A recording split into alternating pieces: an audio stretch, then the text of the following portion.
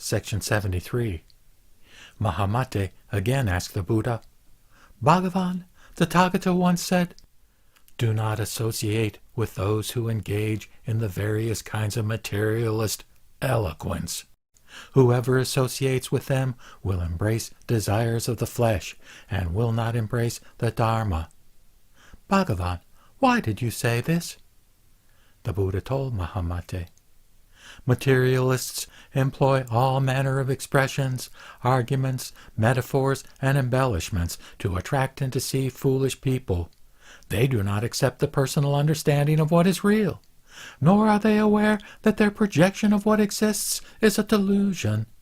Falling prey to dualities, they confuse simple-minded people, and also harm themselves, and cannot escape their continuation in other forms of existence.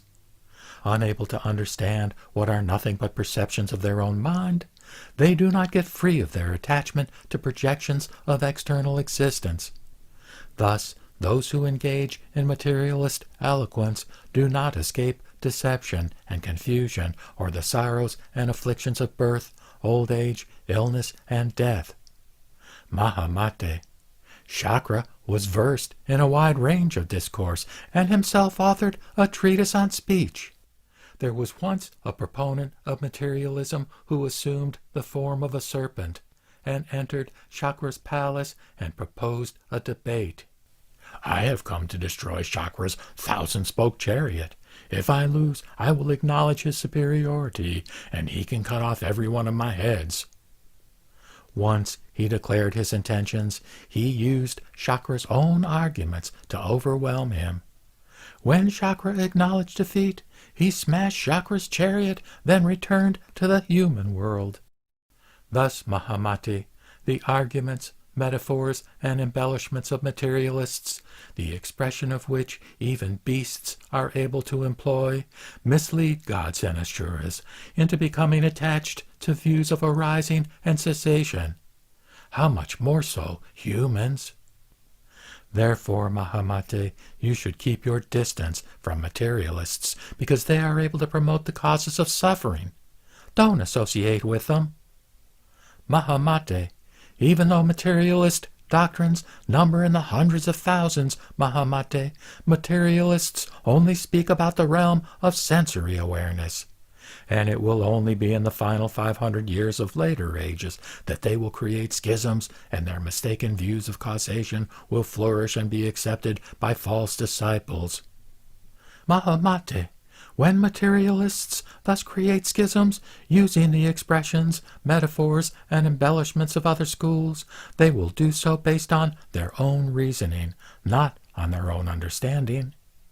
Mahamate, followers of other paths have no doctrines concerning personal understanding, nor do any of the countless hundreds of thousands of other teachings expounded by materialists teach personal understanding, nor do they themselves realize the foolishness of materialism. Mahamate then asked the Buddha, Bhagavan, while the various expressions, metaphors, and embellishments used by materialists and followers of other paths do not involve personal understanding, but rather attachment to their own reasoning, does the Bhagavat not also teach materialism and not personal understanding in his exposition of countless different terms to the gods, humans, and asuras who come here from different realms? And does he not include arguments that are counted among the wisdom of other schools? The Buddha told Mahamate, I do not teach materialism, nor that anything comes or goes. I only teach what does not come and what does not go. Mahamate, what comes refers to what gathers and appears. What goes refers to what scatters and disappears. What neither comes nor goes does not arise and does not cease. The meaning of what I teach cannot be counted among the fabrications of materialists. And also, because it is not attached to an external existence that does not exist. Dualistic fabrications cannot affect those who dwell on the perceptions of their own mind. The external world and its forms do not exist. Once you see they are perceptions of your own mind, fabrications that are perceptions of your own mind do not arise. And when fabrications do not arise, you enter into the empty, formless, effortless, threefold gate of liberation, which is why it is called liberation.